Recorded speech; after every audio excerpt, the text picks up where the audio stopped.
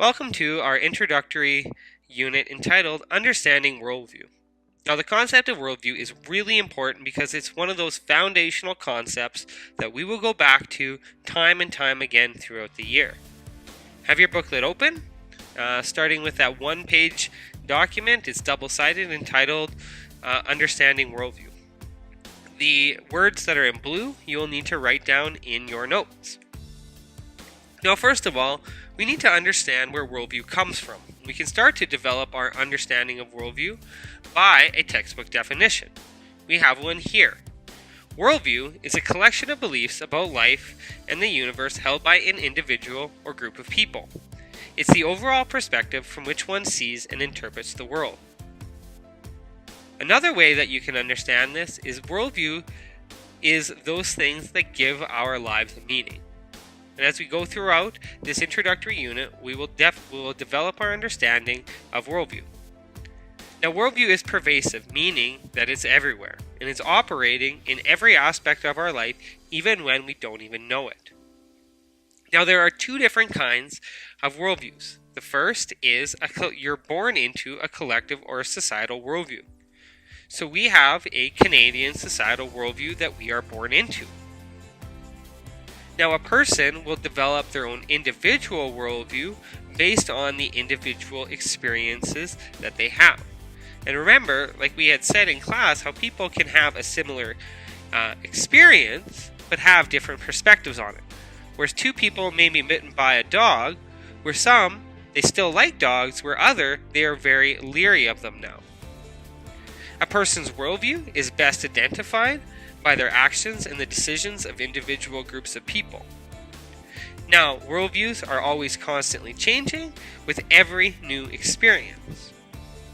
And we can understand our worldview as it includes both our perspectives and points of view. Here I've chosen hydrogen to represent worldview as it is the most abundant element in the universe. Therefore, it is everywhere. This worldview icon is really important, and in the beginning of every chapter, a few of these elements will be highlighted to help us understand the worldview that we are discussing.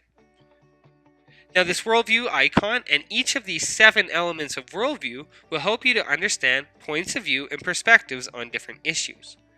They will help you to identify characteristics of your own worldview, and therefore identify similarities and differences between worldviews held by different people around the world. It'll help you to recognize when worldviews change and impact and understand its impact. You can understand how each of these elements can impact each other.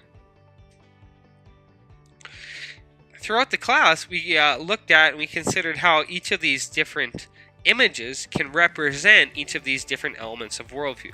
So, for example, the pillars of democracy could represent society here in Canada, as we have a representative democracy. The car can represent economy or values if you value luxury goods. The ring can represent multiple elements of worldview. Some people said economy, some people said values, some people said society or beliefs. The river here and the mountain down here can represent geography. They could represent knowledge. It depends on how you justify your answer. The circle of people represents society. And even this seashell here, it could represent something like geography, but it could even represent economy if you're talking about it being used as a form of currency by early indigenous people. Here we did a little bit of an activity where we took each of the first letters for each of the 7 elements of worldview. We came up with sentences and acronyms to help us be able to remember each of these elements of worldview. Now, before I had said that your worldview, it includes both points of view and perspectives. Now, when you are communicating a point of view or perspective, you are essentially communicating your worldview. Now, a point of view is the way that you see things as an individual. It includes both your preferences as well as your opinions. A perspective is a point of view of a group of people, and an individual can share that perspective on behalf of a group of people. An example of this would be an elected representative sharing the perspective on behalf of their constituents. Here, you can see that we have a tomato, and we discussed how people can have different points of view or opinions of whether or not this is a fruit or vegetable. We discussed how and why people may argue for both sides of this. Most people agreed that it was a fruit because the seeds were in the inside, it grows on a vine, and reasons like that. I discussed how someone like my grandfather will always see a tomato as a vegetable, and it didn't matter the proof or the facts that you provided him. Here you can see we discussed different kinds of preferences that we've had. You developed examples, individual examples of your own in your note booklets, and we discussed these as a group. Many people talked about how and why they would prefer iPhone over Samsung, or why they would prefer certain types of social media over others. As far as opinions were concerned, we discussed a variety of opinions, from child labor to whether or not people appreciated cats or dogs. We had a good class discussion, and people wrote down one example in their notebooklet. If you're having trouble about identifying any of your opinions or preferences, you can come and talk to me, and we can come up with an example or two together. Now here, once we've developed our understanding of worldview and those 7 elements of worldview, points of view and perspective, we start to consider, now, how do worldviews actually change? We had an example in class of whether or not what people would do if they found a ring that gave them extreme human abilities, and if they would share that with their group of people. People had a wide variety of perspectives and opinions on what they would do if they found a ring that gave them extreme human abilities. In order to develop our understanding of how worldviews change, I'll read to you the story about Z and his tribe from the Kalahari Desert. You will need to recreate this graphic in your notes, but it will make more sense after you hear the story. In the movie, The Gods Must Be Crazy, the son of the Kalahari Desert, called Bushmen in the movie, are shown as people who live completely isolated from the outside world. Like all societies, they have sets of beliefs and values that they live by, and that create meaning for them. In other words, their worldview. The movie explores this question. What might happen to the worldview of a society if it were challenged by something from the outside? For Z, that something is a pop bottle that falls from the sky. But how can a simple pop bottle affect society? For Z and his people, this object is completely bewildering. Because it fell from the sky, they see it as a gift from their gods. Because they don't know what it is, they try different ways of adapting it into their life. However, the object leads to changes in their society. Soon, each member of the tribe wants the object for his or her own, and conflicts arise. People begin behaving in ways that were unknown before the arrival of this gift from the gods. Z realizes that the object is dangerous to his people. Their way of life has been thrown into chaos.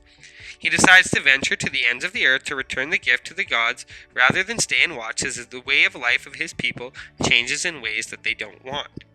What happened in The Gods Must Be Crazy can be summed up in this way: isolation, intercultural contact, and then change.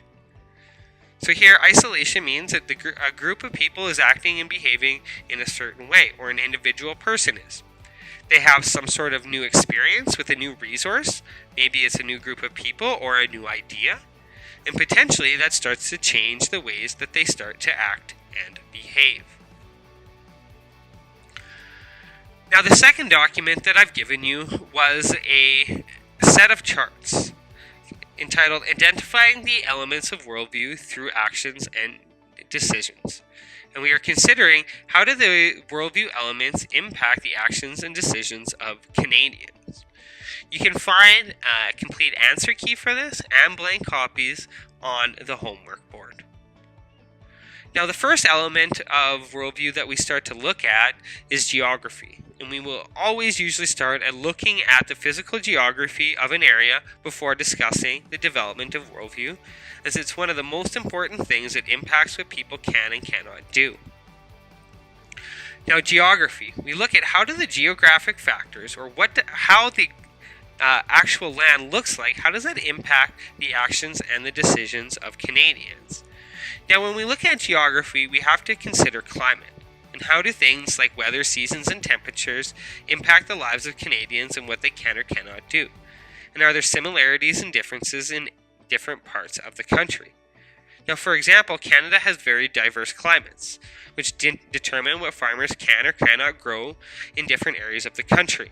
So, for example, certain types of fruits and vegetables can only be grown in British Columbia or southern Ontario. The prairie climate in Alberta and Saskatchewan are better for farming wheat and or raising cattle. The next, we need to look at the physical location and landscape. So what kind of features of the land are actually there? So how does the physical geography and things like the vast prairies, mountains, forests, rivers, and coastlines impact what people might do for fun or for work? We consider that, how people who are born in the prairies may be less likely to go out skiing every weekend, where it might be common for someone who lives in British Columbia or closer to the mountains. Where people who are living in the prairies are less likely to do forestry work or work in a fishing industry. Where people in the east coast of Canada are more likely to work in fishing industry. And people in Western Canada are more likely to work in the oil field or work in agriculture. We considered what kind of natural resources are mined or harvested in Canada, and do many Canadians work in these industries? We look at some of the most important natural resources that we have are things like natural gas and coal and oil. However, some of the most important natural resources that we have is our access to fresh water. Many Canadians work in so many industries that are related to our natural resources.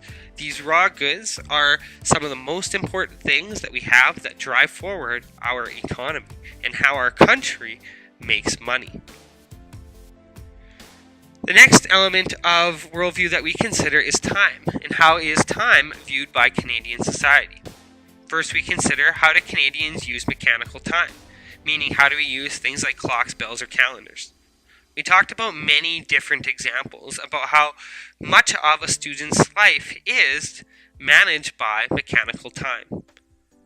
Our alarms wake us up, our clocks tell us when we need to be at school, and our schedules manage pretty much every moment while we are in school. Next, we consider how Canadians use forms of seasonal time. People like farmers and hunters will use the seasons to tell them when they can go and harvest, whether it be to harvest the grains that they've put into the ground, or hunters going out to harvest a deer, or even when people can go out and fish. Next, we considered how are Canadian citizens able to share their beliefs. We discussed how Canadians are able to express their religious beliefs in whatever form that they wish, as long as they're not doing so in a violent manner and in a way that is forcing people to adhere to their beliefs. We considered how Canadians can support social and environmental causes. And we considered how social causes are things that help people, and how environmental causes are things that help the environment and animals. We considered examples here in Lethbridge like Streets Alive and the Soup Kitchen, and how people can get involved in environmental causes like the World Wildlife Federation or Sea Legacy. We discussed the most basic way for people to express their political beliefs is through voting and the democratic process. We look at society and how society is structured, what types of laws are put into place. First, we discuss what types of jobs are available in Canada and what kinds of training are involved. We considered how Canadians are able to get almost any type of job that they want if they're willing to get the training and the experience that is necessary. We looked at how elected representatives are the ones who considered to be the ones who make the important decisions for the country, and they make decisions like making laws so that people can be safe. As far as certain benefits for some people in society and others, we considered the concept of equity and how sometimes it's important for some people to get what they need, not necessarily everyone getting the same. This could be examples such as having wheelchair ramps being available so that people of all abilities can access certain resources, or tax exemptions for certain individual Canadians. We looked at certain types of values and what Canadians value. People gave personal examples of things that they valued and how that they knew. I gave personal examples of things that I value, and sometimes we know that we value something by the resources that we're putting towards it, whether it be our financial resources or our time resources or our relationship resources. We can tell that we value something by the number of resources that we put towards it. We considered how our economy is ran and how people in Canada make and spend their money. We considered how the government controls how much natural resources can be harvested in certain circumstances, and how the majority of profits harvested by natural resources are controlled by major corporations, and some Canadians will benefit through the payment of taxes on the harvesting of those natural resources. We considered both raw and manufactured goods that are both produced here in Canada. We considered that oil is one of our most important raw goods, but we also have lots of gold and diamond and natural gas. But we also considered things like car parts and airplane parts that we and those manufactured goods that we export to other countries as well. We considered that most people, how they make and spend their money is through the different careers that they choose, and people will provide for their basic needs first, and then their disposable income they will spend on the things that they want. We look at what opportunities do Canadians have to develop and make knowledge, and how do we develop knowledge, and is it valued? We know that we value education because people will spend lots of money to get a university degree, and we spend billions of dollars in this province on education alone. We consider how different ways of knowing can be accepted. You can use more formal ways of understanding, such as the scientific method, or more traditional knowledge through mentorships or coaches, and having people take you out and show you how to do things in a more hands-on manner. I gave an example of myself and how my grandfather taught me how to plant a garden because he thought that that was important. Now, hopefully, by going through each of those 7 elements of worldview, it's helped you to develop an understanding of how to go about identifying characteristics of worldview. And now, it will hopefully enable you to identify shifts in worldview. I won't actually read this story for you, but the first story that we considered here was changing labor laws in India, and how laws were being put into place in order to ensure that kids under the age of 14 could not work in industries like restaurants and or glass making factories. We looked at how some people are actually fighting these challenging these changes that are being made by the government because it's making it hard for them to meet their basic needs. So here we looked at the elements of worldview that have shifted. And we looked at and we considered that, you know what, maybe if the children are working, it's a choice. They're not being taken advantage of.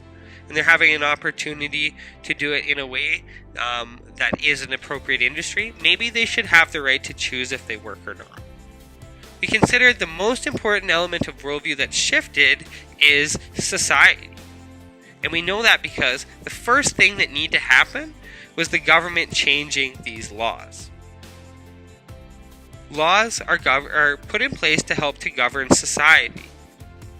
So therefore, without these changes to society, it would never have impacted any of the other elements of worldview. We will continue to go through and talk about different elements of worldview and how to identify shifts in them. Before the test, we'll have spent at least one in-class period going through and writing scenarios which identify shifts in worldview. Hopefully, either as an individual or with a partner, you will have been able to write one scenario for each of these 7 elements of worldview. And together, we'll have went through them as a class. Now this is how you're going to go about doing this. You're going to get an index card, and you can get 7 different ones for the 7 elements of worldview. On the front, you're going to write a scenario which tells a story about how someone's worldview is being challenged, changed, or shifted. And on the back of the card, you're going to explain how did or which element of worldview shifted and how do you know. Now on the front of the card, here's an example. Now John was very disinterested about his cultural heritage until one day his grandmother took him to see traditional Highland games. Now he's beginning to take hammer throw and Highland dance lessons. Now in order to understand this, use the process of a changing worldview, or isolation, contact, and change. The element of worldview that we know is shifted is values. It's clear that this shift has happened because before actually experiencing his cultural heritage, or therefore he was isolated, he was disinterested in it. Next, he had a new experience or some sort of intercultural contact with his cultural heritage, and therefore he began to change. His actions and his decisions became different, and he began learning some of its traditional activities, like Highland dancing and hammer throw. Now you're going to try and come up with a few more examples on your own, and we'll go through several examples together that that the students have developed to be able to develop our understanding of these shifts in worldview. I'll go through a couple of examples of test questions so that you can understand what to expect. Here's a scenario that you'll get similar to one on the test, and you'll have to identify which element of worldview has been impacted. Now, Edwin has just moved to Alberta from the Dominican Republic in South America. He was very nervous about moving to Canada because he heard about how cold the winters are. Now, however, a new friend took him skiing in the Rocky Mountains. Now, Edwin really enjoys many outdoor winter sports. Which element of worldview can be used to best describe the changes in his actions and decisions? Now, I'll help walk you through the isolation, intercultural contact, and change components of this story. The isolation component is Edwin had just moved from the Dominican Republic to Alberta. He was very nervous because he heard about how cold the winters are. He was isolated from the winter weathers and he didn't know what to expect. However, a friend had taken him skiing in the Rocky Mountains. He had some new contact or intercultural contact or a new experience. Now, Edwin really enjoys many winter outdoor sports. He's changing what he's doing, and he plays new outdoor sports where he didn't think that he would like them in the beginning, and in fact, he was very nervous. Which element of worldview can help to describe the changes in these actions and decisions? Well, think of the first thing that needed to happen for Edwin to start liking sports. He had to move. He had to move from one physical location to the other. So for this one, it is geography. You could also argue that values could be it as well because he started to value these new sports. The next one is Cameron noticed that the fish were all dying because of poor waste disposal.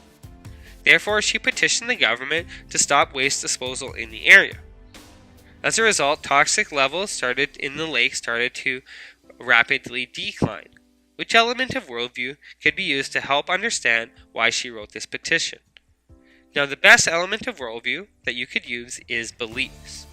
Because Cameron is expressing her beliefs by going out and having people sign this petition and get the changes that she believes in. Now, together we'll go through and we'll do a review in class on Wednesday before the test that we'll have on Thursday.